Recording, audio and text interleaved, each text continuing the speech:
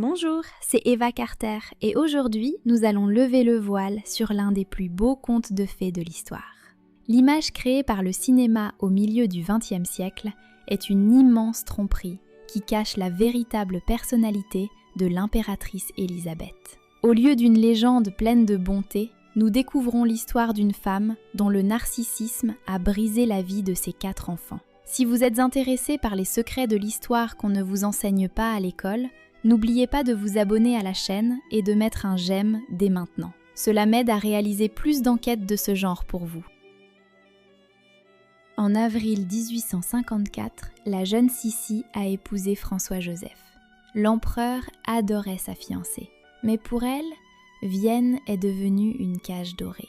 Après une enfance sans soucis, elle s'est retrouvée piégée par une étiquette stricte à laquelle elle n'était pas du tout préparée. Dépendante émotionnellement de ses parents, Sissi ne voyait dans la vie de cour qu'une menace pour sa liberté. Sa peur des devoirs impériaux et des règles du palais était plus forte que n'importe quelle crise politique. Son principal adversaire était sa belle-mère, l'archiduchesse Sophie.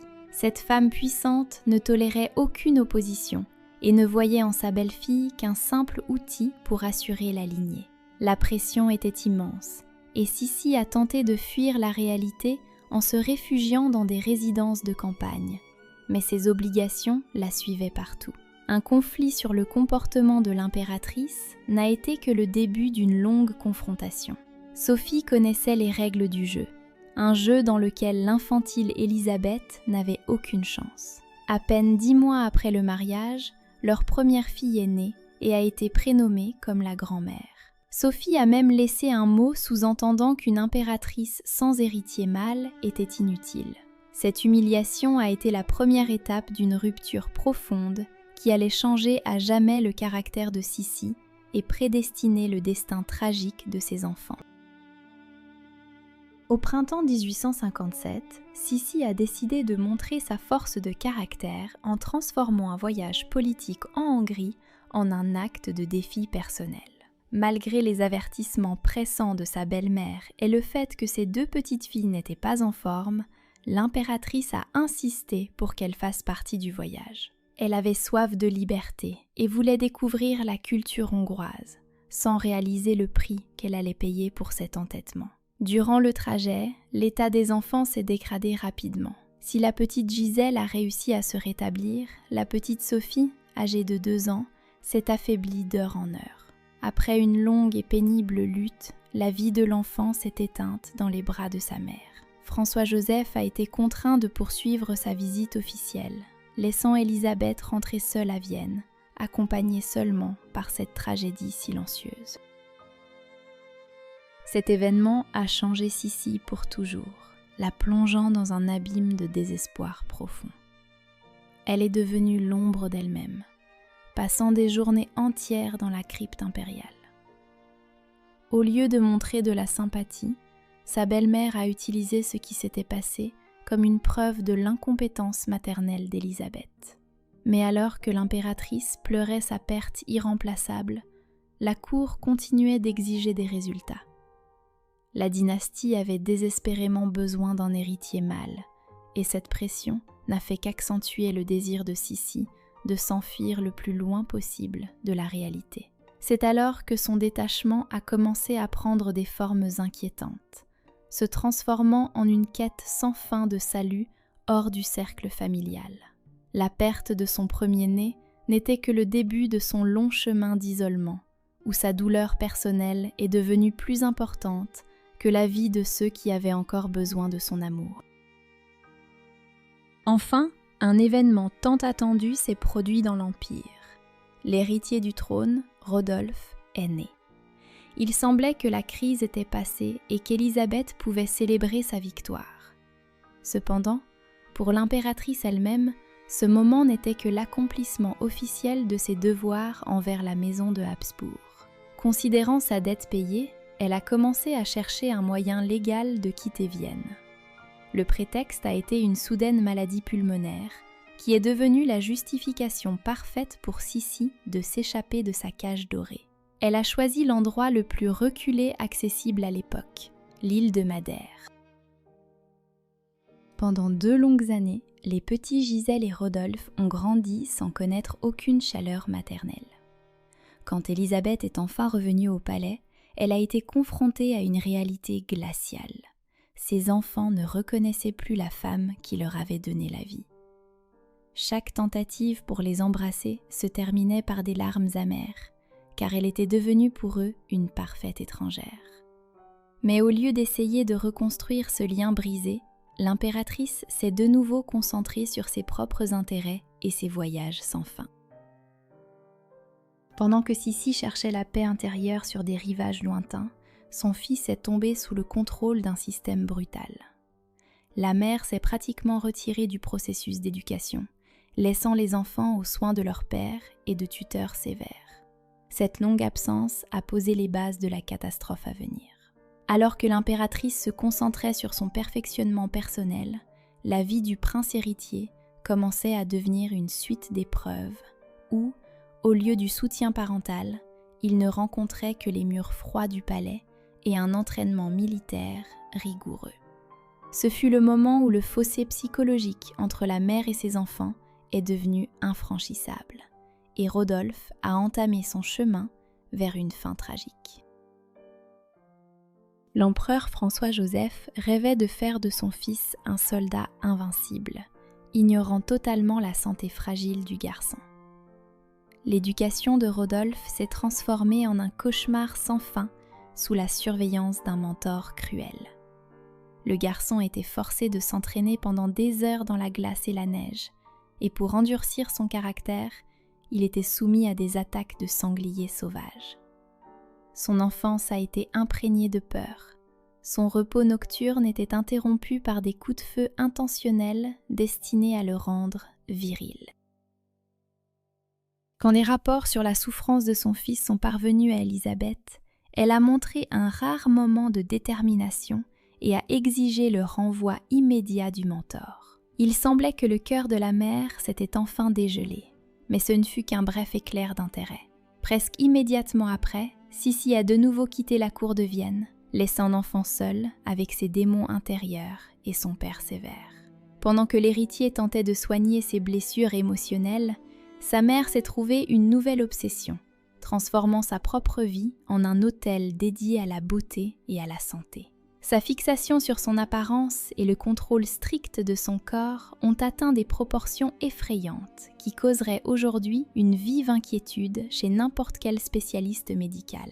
Elle s'est volontairement enfermée dans une nouvelle prison, faite de régimes et d'exercices incessants, s'éloignant encore plus des besoins de ses enfants. Sissi croyait fanatiquement que la perfection physique était le seul aspect de sa vie qu'elle pouvait totalement contrôler, et cette croyance a progressivement remplacé tout le reste. Élisabeth a transformé le soin de soi en un véritable culte, s'efforçant de contrôler au moins son propre corps puisqu'elle ne pouvait pas contrôler sa vie à la cour. Mesurant 173 cm, elle a maintenu un poids de moins de 50 kg jusqu'à la fin de ses jours. Des appareils d'exercice, des tapis et des barres ont été installés dans chaque chambre qu'elle occupait et sa taille, serrée par un corset rigide, ne mesurait parfois que 40 cm. Le régime alimentaire de l'impératrice choquerait aujourd'hui. Elle pouvait rester des jours sans manger, se limitant à du jus de bœuf cru, du lait et des jaunes d'œufs, parfois dilués avec du vin. Les observateurs modernes qualifieraient certainement ce comportement de trouble alimentaire grave. Sa beauté exigeait des sacrifices et un temps incroyable. Chaque jour, un coiffeur passait 3 heures à brosser ses cheveux châtains qui descendaient jusqu'aux chevilles. Toutes les 2 semaines, lorsqu'il était temps de laver ses cheveux avec un mélange spécial d'œufs et de cognac, l'impératrice annulait toutes ses réunions et obligations officielles. Cette recherche douloureuse de la perfection a donné à Sissi un dégoût profond pour les femmes en surpoids, et elle a transmis cette attitude à ses filles. Une femme obsédée par son propre reflet ne pouvait pas donner à ses enfants un amour normal et inconditionnel. Sa maternité s'est transformée en une série d'extrêmes étranges. Alors que sa fille aînée se sentait pratiquement bannie du cœur de sa mère, la plus jeune était littéralement étouffée par une attention excessive et parfois effrayante. Sissi a fait de l'enfant sa seule confidente, déversant sur elle toute sa lassitude du monde et son vide intérieur. Cette différence de traitement entre Gisèle et Marie-Valérie a fini par briser la famille, transformant la vie des jeunes filles en une compétition sans fin pour l'attention de leur mère. Une compétition qu'il était impossible de gagner. Les destins des deux sœurs sont devenus des exemples frappants des extrêmes maternels d'Élisabeth. La fille aînée, Gisèle, a été pratiquement effacée de la vie de sa mère. À l'âge de 15 ans, elle a été mariée à un prince bavarois sans que personne ne demande son avis. Sissi a cherché à l'éloigner le plus vite possible, et quand Gisèle a donné naissance à son premier enfant, l'impératrice a réagi non pas avec joie, mais avec un véritable choc. À 36 ans, la beauté éternellement jeune ne pouvait accepter le rôle de grand-mère et était jalouse du simple bonheur familial de sa fille. L'opposé était vrai pour la plus jeune fille, Marie-Valérie, née en 1868. Elle a été surnommée « la seule » et est devenue l'objet d'une surprotection étouffante. Sissi a essayé de rattraper tout ce qu'elle n'avait pas donné à ses enfants plus âgés, refusant littéralement de laisser la jeune fille quitter son côté. Marie-Valérie a grandi sous le poids de la mélancolie de sa mère, devenant l'unique confidente d'une femme qui exprimait ouvertement son épuisement de vivre. Pour tenter d'échapper à ce fardeau émotionnel, la jeune fille cherchait souvent le calme dans le bureau de son père, le regardant travailler en silence pendant des heures. Mais alors que les filles trouvaient des moyens de s'adapter et de survivre, son fils, Rodolphe, s'est complètement perdu dans un réseau de drames personnels et d'isolement politique. Il est devenu un jeune homme brillant et libéral dont les idées n'inspiraient que de la méfiance à l'empereur conservateur. Pendant que Sissi était absorbée par ses voyages ou par sa plus jeune fille, l'héritier du trône sombrait de plus en plus dans la déprime, essayant de noyer son vide intérieur dans des relations douteuses. Nous approchons du moment le plus sombre de cette histoire, quand l'absence totale de soutien maternel et la pression des intérêts de l'État ont mené à un final irréversible dans un pavillon de chasse. Le prince héritier Rodolphe est devenu un homme à l'intelligence raffinée et aux vues larges. Mais à l'intérieur des murs du palais, il se sentait comme un étranger. Pendant que son père régnait d'une main de fer, l'héritier écrivait secrètement des articles sur la démocratie et rêvait de changement. Son mariage, arrangé uniquement pour les intérêts de l'État, s'est transformé en une suite d'accusations mutuelles et de déceptions. En cherchant du réconfort, Rodolphe a sombré dans la déprime et a cherché à s'échapper dans des distractions imprudentes. En janvier 1889, la dernière scène de sa vie s'est jouée au pavillon de chasse de Mayerling. Rodolphe a d'abord mis fin au futur de sa compagne de 17 ans, puis au sien. Cette nouvelle a choqué toute l'Europe, mais pour Élisabeth, ce fut un coup foudroyant qui a réduit son monde en ruine. L'impératrice, qui pendant des années avait fui ses devoirs maternels, a soudain réalisé l'ampleur de sa perte irréplaçable. Pour le restant de ses jours, elle a remplacé toutes ses tenues luxueuses par une robe noire sobre, devenant un monument vivant à son propre chagrin. La culpabilité de n'avoir pas été là quand son fils avait le plus besoin de soutien l'a hanté comme une ombre. Son entourage voyait dans ce geste la forme ultime de la souffrance, mais beaucoup comprenaient. Cette tragédie était la conséquence directe de sa froideur et de ses voyages incessants. La perte de l'héritier a été la note finale de la destruction progressive de la personnalité de Sissi, transformant ses années restantes en une errance sans but à travers le monde. Mais sa propre fin, survenue loin de chez elle, a été tout aussi dramatique et inattendue, mettant un terme à cette histoire de solitude au milieu de l'éclat de la couronne.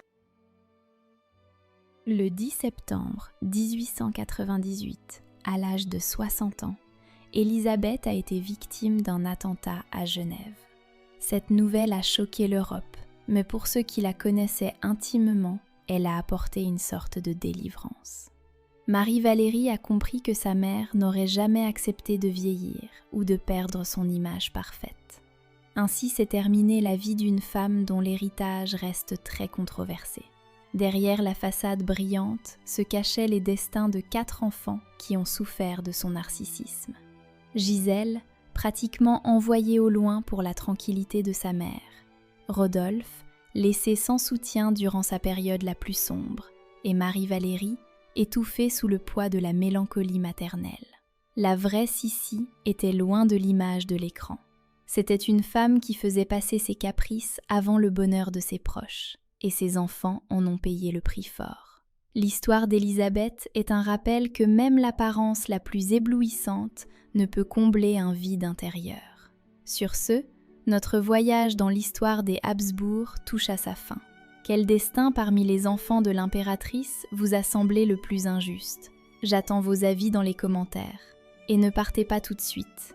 2 autres vidéos avec des histoires captivantes sont apparues sur l'écran, et elles vont sûrement vous surprendre.